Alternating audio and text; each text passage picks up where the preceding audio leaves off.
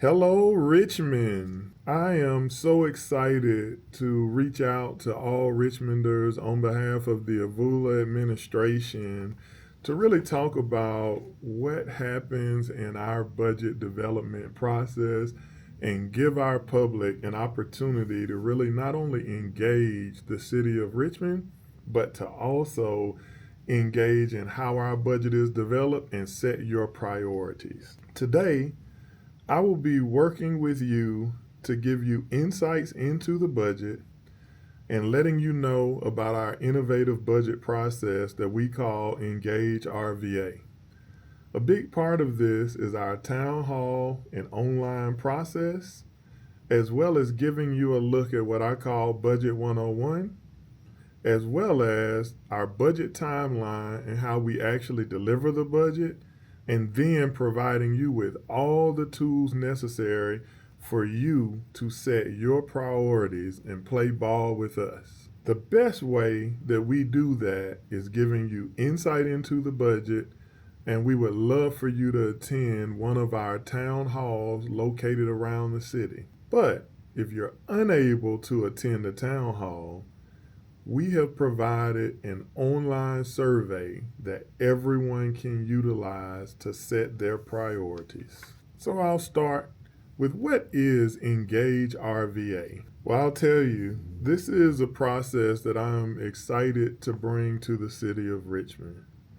Engage RVA is really our budget engagement process. It really allows city departments and other internal and external stakeholders to connect with the community, gather a little bit of data on what's important to you, educate you on things that you might not be fully familiar with, and connect you with government officials so you can understand their priorities at the department and operational levels so that before you provide us input, you're able to understand our impact. So, how does it work? In this process, the mayor has set the vision, and as CAO, I'm responsible for delivering and helping to define the goals for administrative and operational staff on his behalf. Those activities, we are working to carefully communicate across a variety of mediums, including our local media partners, so that you are able to get as much information about the budget process as possible and provide input in the variety of ways available. In this way, our city leaders will engage the public through a variety of methods.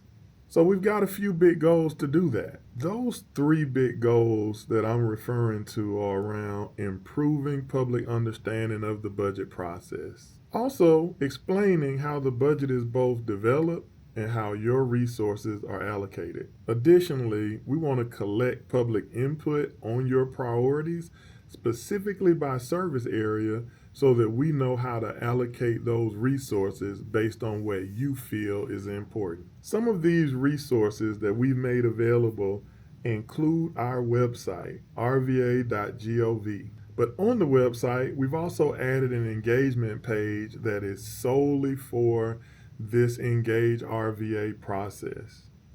It includes the online survey that I referenced earlier, and I'll give you additional information on shortly, as well as our town halls, again, located around the city, and we had our first one on January 20th of 2026. Our social media is also one of our main tools.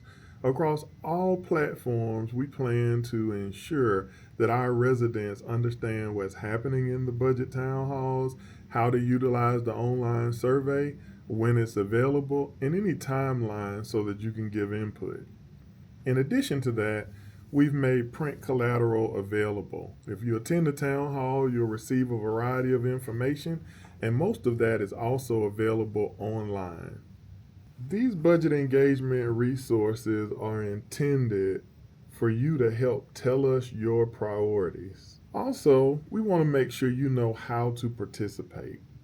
The survey is, again, one of our most important tools because online surveys will allow residents who either attended a town hall, couldn't make a town hall, or just have an interest in their voice being heard, do so from the convenience of your cell phone, or if you're sitting at a desk and you're getting a break at work, a variety of access points to get the city information on what's important to you.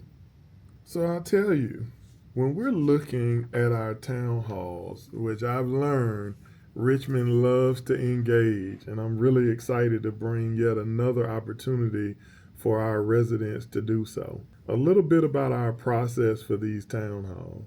The meeting format is usually set for around 50 people, but our town halls have really grown in demand. The first one sold out, and again, they're free, so I'm saying sell out because people signed up for them in droves.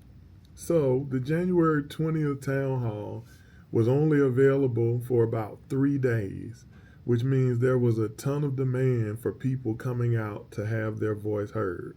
So we have added additional capacity and tripled the available space of these town halls. They are regional locations and about 2 hours in duration. The objectives are really, again, to provide general education about the budget, inform the public before our working meetings on the budget, and then allow residents to not only learn but give feedback on how your tax dollars are going to be utilized, as well as allow you, the most important piece is to prioritize your budget needs in advance of the new fiscal year. How do we communicate this?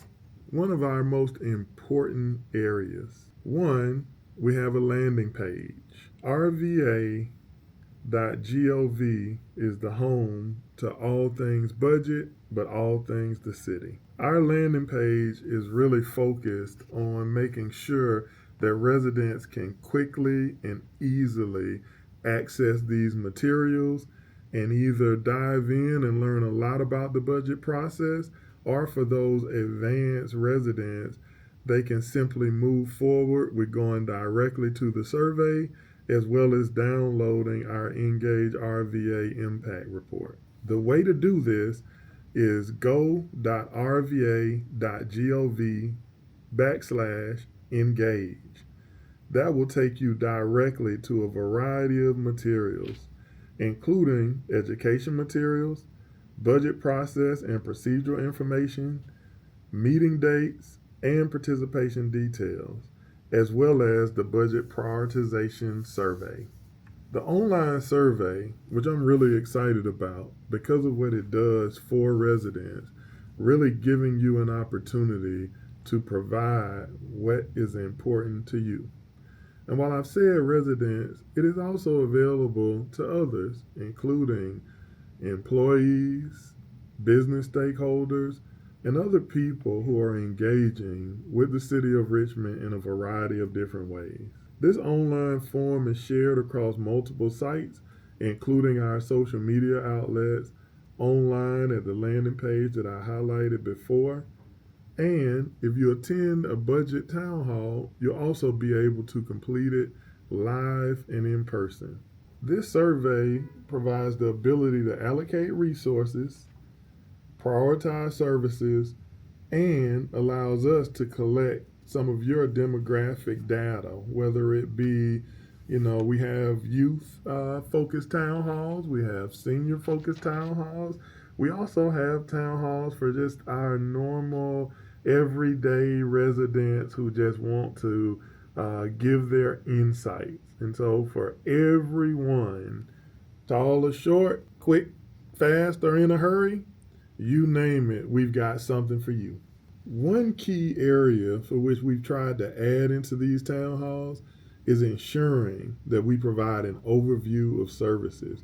One of the most important things is making sure that we provide you with insight on the impact of the services for which you provide resources for.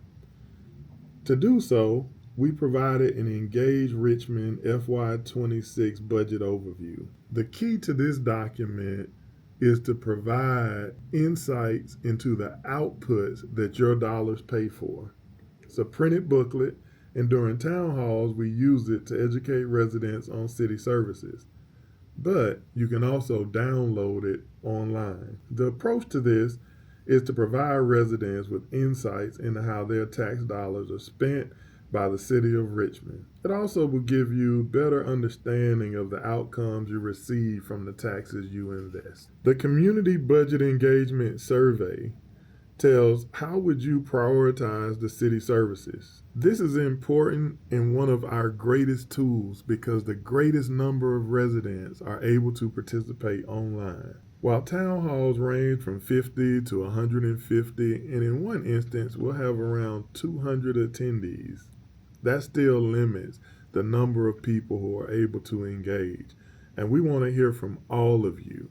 To do so, please use the survey link at s.surveyplanet.com/PAJZ412K. The online survey is available until February 28th of 2026. And again, we want you to provide us your priorities in advance of that date.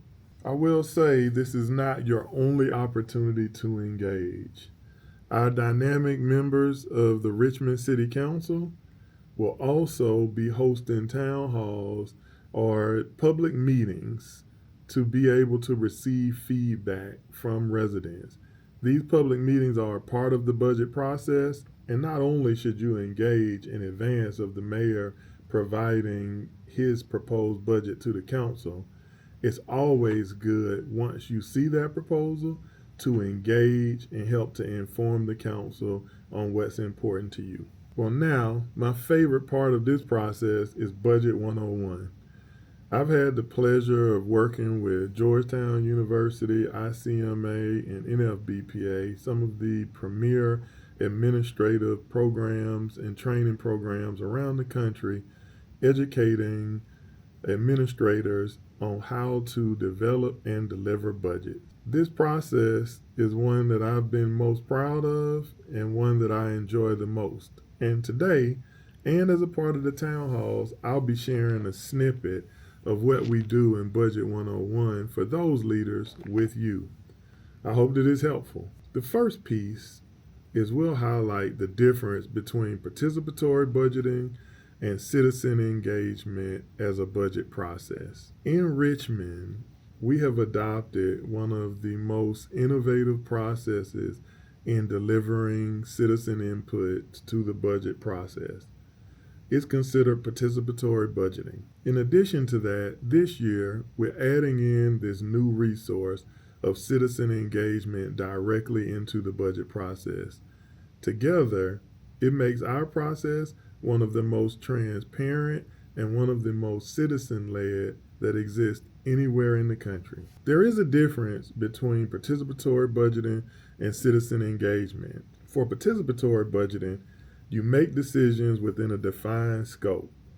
It focuses on a set amount of funding, and it really aligns with capital projects only. And funding decisions are made by public vote. Citizen engagement in our process is a little bit different.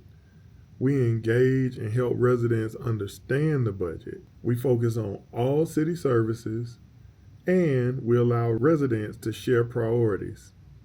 This overall informs the proposed city budget that the mayor delivers. A big question that I receive often is why we budget and what is required. Well, to help with that, I'd like to share a budget roadmap that is in 3 parts. Part 1 is the development and presentation of the mayor's budget. The mayor must prepare and submit a proposed balanced operating and capital budget to City Council. A proposed budget must include all of the estimated revenues and expenditures for all city funds. That's when the council comes into play. City Council reviews and adopts the mayor's proposed budget, and they're required to do so by holding public hearings and then eventually adopting an annual fiscal plan. Council may not adopt a budget in which expenditures exceed estimated revenues. That would mean that budget is not balanced. A budget becomes law after the mayor presents the proposed budget, the council reviews it, amends it, or adopts it. The adopted budget establishes the legal authority for appropriations and city spending. The budget must be adopted by May 31st for the fiscal year beginning on July 1st. What is a budget? The city budget is simply our annual financial plan. It shows how much money the city expects to receive and how it's planned to be spent. When you look at the budget, it's not just a document of dollars and cents. It really does reflect the community, mayoral, and council priorities. It also includes legal requirements and an assessment of service needs. The key is it establishes the spending limits on programs and services. And so, in short, the budget serves as a policy, financial, operational, and in some instances, a communication tool. And it's approved once a year by the city council. So, where does the city's money come from? The city budget is funded by several main sources. The main source is taxes, real estate and personal property taxes. Fees and charges, those include permits, licenses, even solid waste.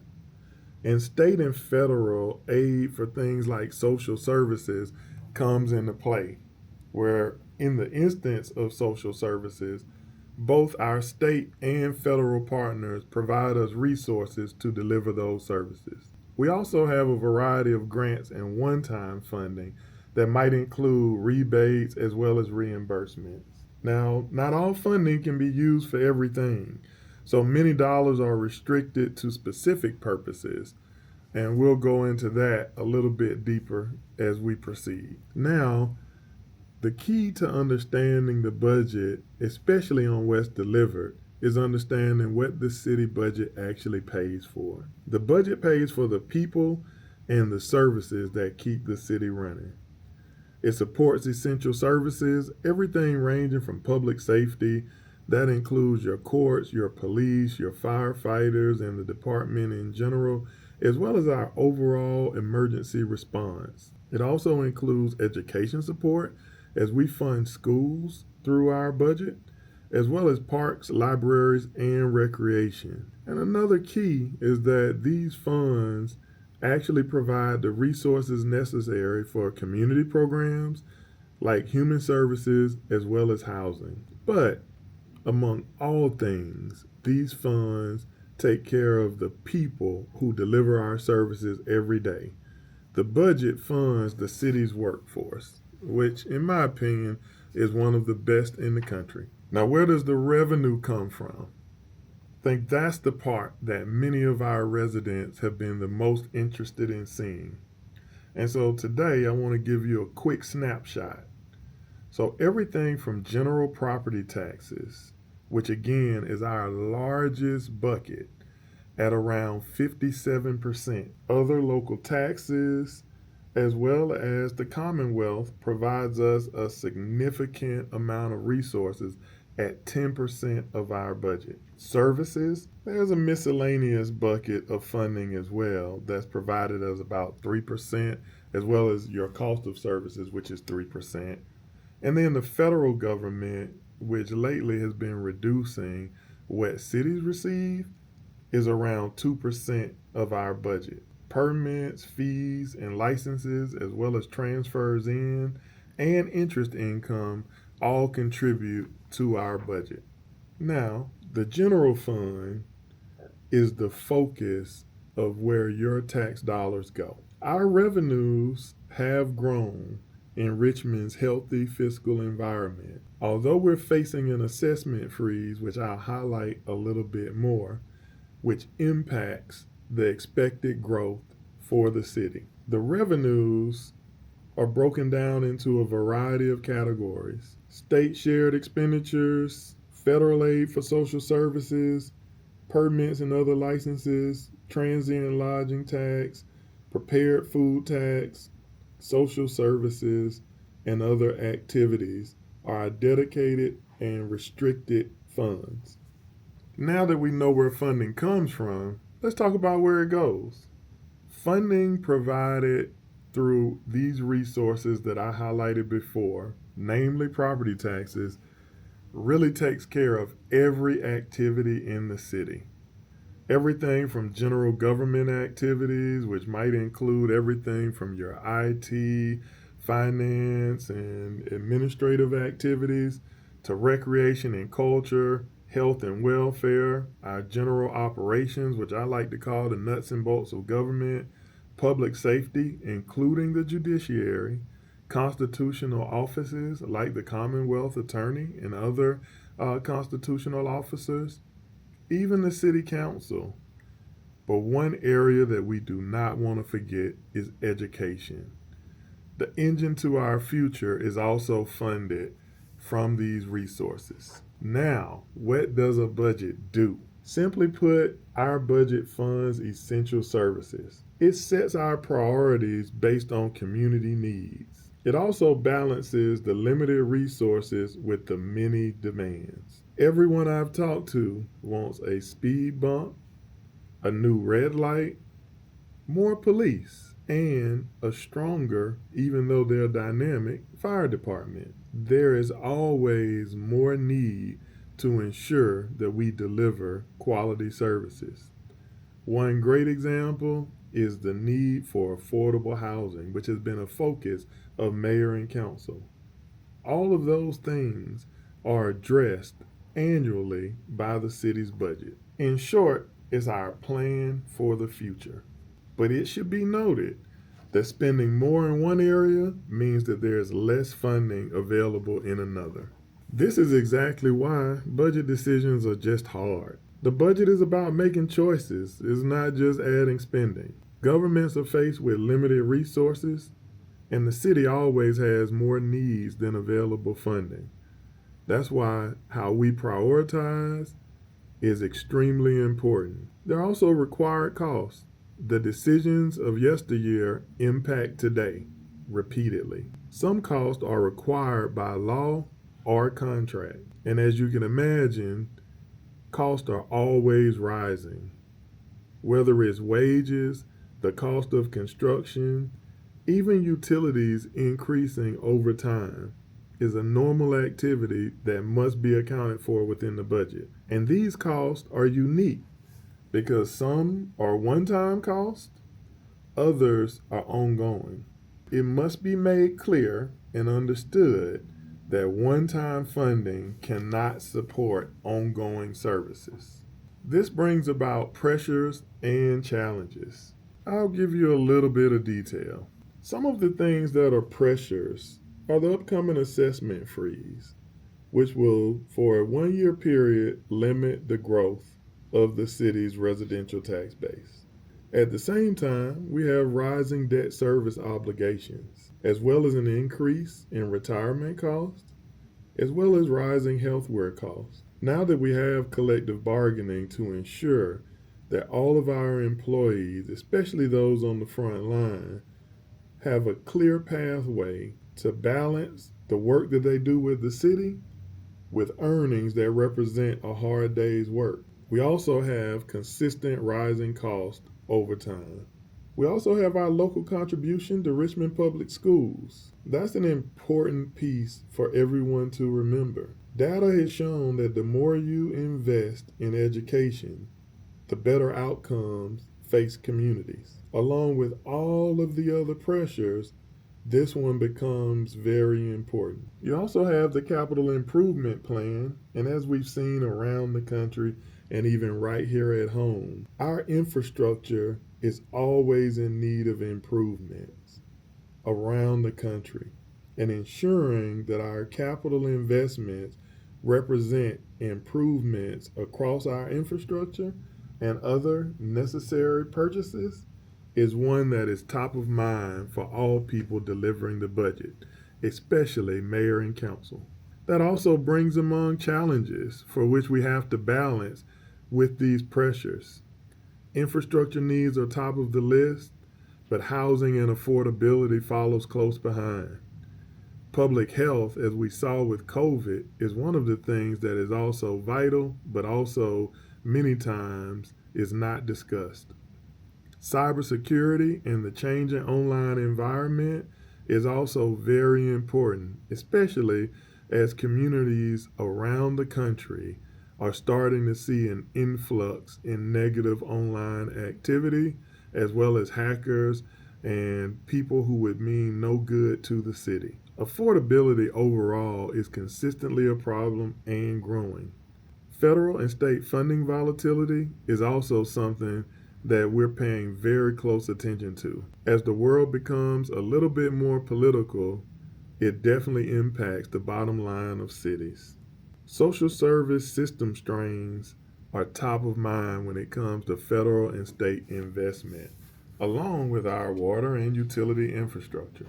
All of these decisions, these pressures, and these challenges impact the set budget process timeline. That's important because the fiscal year lasts from July 1 to June 30th. Essentially, your leaders are both implementing a budget as well as developing another budget at the same time.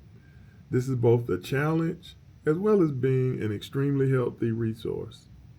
The reason for that, and the reason why that process is so helpful and it helps the overall fiscal health of the city, is because many times when we face challenges, whether they be emergencies or activities that are one time, we're able to make decisions around things like surplus or other budget needs that we can forecast in real time. So when you look at this process, we've broken it down just so you can get a little bit of insight into some of the pressures and challenges that face your leaders in making decisions on your behalf.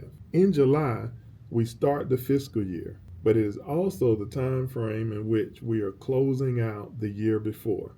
In September of this year, the council and the mayor did something extraordinary, and they kicked off the budget together. Despite having a mayor voted in at large who is responsible for providing the budget to the council independently, Mayor Avula decided to jointly start the budget process and include council from day one. What also happens in September is the beginning of our multi-year forecast, a very important activity to help us understand what our resources look like now as well as into the future. In October, here in Richmond, we've decided to any enhancement that comes forward from a department, we post those publicly and ensure that the public and our council understand the resources or the nice to haves that our departments would like as they move forward with budget development for the future fiscal year. In November, we get feedback on our debt capacity and began reviewing additional activities. In December, the mayor and council have now begun a joint priority session in which they identify their focus for the upcoming fiscal year. This is important because at this time, we start to get initial revenue projections. This year, the mayor and council identified 8 priorities for which they will focus on in the new budget. In January, the rubber really hits the road when it comes to the mayor's proposed budget. That is when the personnel budget is formulated towards the end of the month. It also is when the mayor continues meetings amongst the members of the administration so that he can get feedback on what priorities are set, what resources are needed, and how people plan to fill in the gaps that always exist in government. Most importantly, the mayor and his team also meet with the city council to provide them interim updates on how budget development is going and what needs to be included. In February, we continue those meetings, but we also begin to balance all other funds so that we can start getting to a point where the public can receive a balanced budget. In March, the mayor goes before council in 2026. That date is March 11th, and he presents his proposed annual fiscal plan. This year, I have the honor of assisting the mayor in not only developing but delivering that process. And I, along with all of the departments, are really excited to be able to deliver this new work product. In April, the council has budget work sessions, and the administration delivers presentations on their asks for the upcoming year and why these priorities match not only what the council desires, but even more so what our citizens are requesting of the government. In May, the council introduces budget amendments, the things that they like to see change within the budget proposal, and after that, they both include those but also adopts the annual fiscal plan. And in June, all amendments are finalized and the budget process is pretty much complete. With that, I hope that this Budget 101, although it's condensed, is helpful for you and it has you ready to tell us where your priority for city services are. Again, there are many opportunities to participate. And even if you attend a town hall, you are also able to complete the survey. The more you know, the more you understand, the better the input that you can provide us is. I hope that today was helpful for you, and I look forward to partnering with you in both providing you any assistance that you need, as well as providing every opportunity possible on behalf of Mayor Avula for you to engage in the development of your city budget. Thanks for joining us today, and Richmonders, I'm excited to have you tell us what is your priority.